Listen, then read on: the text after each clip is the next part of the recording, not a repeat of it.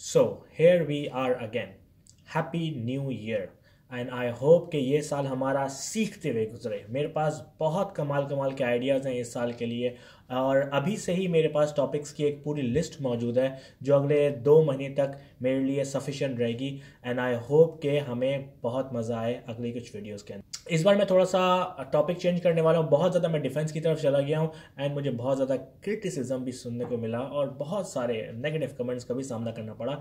So for a while मैं defence की video से थोड़ा सा हटकर मेन साइंस की वीडियो पे ज़्यादा तवज्जो दूंगा। सो अच्छे टॉपिक्स हैं, बहुत यूनिक टॉपिक्स हैं जो आगे आने वाले हैं। Let's see. उस्मान अहमद के साथ साथ बहुत सारे लोगों ने कहा कि आर्टिफिशियल इंटेलिजेंस पर वीडियो बनाएं। ये बहुत ही कमाल का टॉपिक है। मैंने बहुत ऑलरेडी पढ़ रखा है इस मामले में, अच्छी खासी इन्फॉर्मेशन मेरी ऑलरेडी डेवलप्ड है। लेकिन प्रॉब्लम यह है कि मुझे फेसबुक वाली वीडियो बार बार याद आ जाती है कि जब इतनी छोटी सी बात पर लोगों ने यकीन करने से बिल्कुल इसको मना कर दिया और रिजेक्ट कर दिया, और इतना बड़ा बैकलैश था वो कि मुझे एक पूरी वीडियो अलग से बनानी पड़ गई कि ये वाली बातें मेरी जितनी भी थी वो सच थी। एंड स्टिल अभी तक मुझे कमेंट्स मिलते हैं फेसबुक की वीडियो के ऊपर कि हम इस बात को यकीन नहीं करते एंड ये गलत बात है और ये झूठ है और ऐसा नहीं हो सकता वगैरह वगैरह। सो आर्टिफिशियल इंटेलिजेंस अगर मैं बताने बैठ जाऊंगा तो आप तो बिल्कुल मतलब बहुत ही अमेज्ड हो जाएंगे कि कितनी हमसे करीब है और कितनी ज़्यादा पावरफुल है ये, कि शायद हम सबको ये लपेट में ले ले। अभी से ही कंसर्न सामने आ रहे हैं।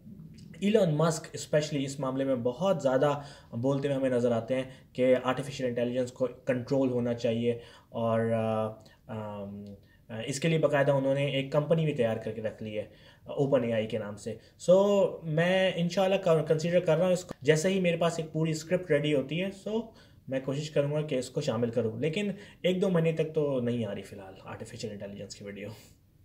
अदनान रफ़ी ने सवाल किया कि वैक्सीन मखसूस टाइम यानी कि एज पर ही क्यों लगाई जाती हैं, और इनकी यादाश्त TND की यानी कि tiger army and Bravo team की जो यादाश्त होती है वो 12 महीने तक ही क्यों रहती है, और हम एक पर्टिकुलर एजेस में ही क्यों लगाते हैं वगैरह वगैरह। एक्चुअली नहीं, हम वैक्सीन तब लगाते हैं जब हमारा इम्यून सिस्टम डेवलप हो रहा होता है। स्पेशली ये बचपन की एज ज़्यादा इसके लिए मौजूद रहती है।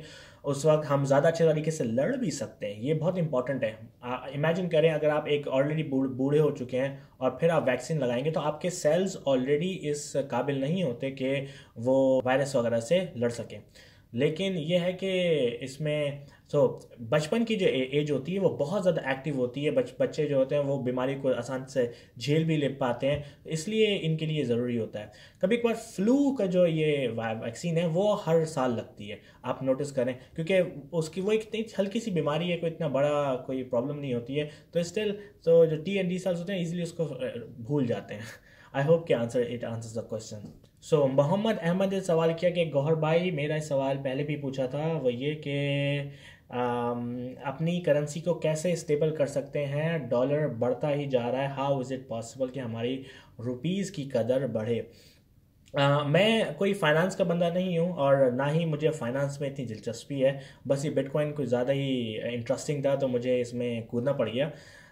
सबसे पहले तो मैं ऑलरेडी एक वीडियो बना रहा हूँ जिसमें एक और लड़के ने ये एक मुझसे बात पूछी थी कि ये सुल्तान अली बुगियो ने सवाल किया था ये कि भाई आपने आखिर में डॉलर की बात की, मुझे बताएं कि डॉलर की शुरुआत कैसे हुई और हमने इसको कारोबार में शामिल कैसे किया। पहले तो हम गोल्ड इस्तेमाल करते थे, तो ये क्या हुआ। इस पर मैं ऑलरेडी काम कर रहा हूँ क्योंकि ये बहुत एक्साइटिंग और इंटरेस्टिंग टॉपिक है। ये फाइनेंस से टोटली लिंक नहीं करता क्योंकि फाइनेंस के लोगों के लिए इतनी इंपॉर्टेंट चीज़ नहीं है। उनके लिए तो ज़्यादा इंपॉर्टेंट होता है कि आजकल क्या चल रहा है। लेकिन जब हम बात करते हैं कि हम तो वो लोग थे जो कि गोल्ड को पसंद करते थे, हम वो लोग थे जो चांदी को पसंद करते थे। अचानक ही एक बंदा आता है और कहता है कि ये कागज़ से टुकड़े ले लो और ये जो है बहुत इंपॉर्टेंट है। अजीब सी बात लगती है इसलिए मुझे ये बहुत इंटरेस्टिंग लगा टॉपिक और मैं इस पर ऑलरेडी वीडियो बना रहा हूँ। इंशाल्लाह ये आप 1 से 2 महीने के दौरान ये वीडियो देखेंगे आते हुए। लेकिन इसके साथ जो मोहम्मद अहमद ने सवाल किया कि स्टेबल कैसे करें, भाई जितनी मेरी अंडरस्टैंडिंग है, मैं बहुत ज़्यादा सही नहीं अपने आप को कह सकता यहाँ पर क्योंकि मैं इस फील्ड का बंदा नहीं हूँ। एक्सपोर्ट्स अगर बढ़ें किसी मुल्क की तो उसकी करेंसी जो है वो बहुत स्टेबल होना शुरू हो जाती है। ये इतना मुझे जितनी मेरी अंडरस्टैंडिंग है उसके हिसाब से मैं यही आपको आंसर दे सकता हूँ। अगर पाकिस्तान या इंडिया अपनी एक्सपोर्ट्स और बढ़ाना शुरू कर देता है तो उसका रुपया उतना ही ज़्यादा